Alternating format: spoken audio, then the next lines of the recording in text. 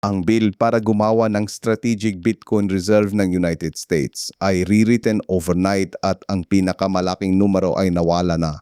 Ang original version ay nagsasabing bibilhin ng government ang hanggang 1 million Bitcoin sa ilang taon.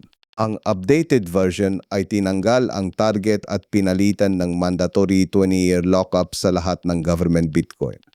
Sa buong panahon na iyon legally prohibited ang gobyerno na ibenta o ilipat ang holdings nila, nagdagdag din ng quarterly proof of reserve disclosures at independent third-party audits ng lahat ng government wallets. Dumating ito isang araw pagkatapos pumirma si Trump ng executive order na nagbukas ng Fed access sa crypto companies para sa unang pagkakataon. Kung maging batas ito, magiging unang major nation ng US na may long-term Bitcoin reserve strategy. Mag-subscribe na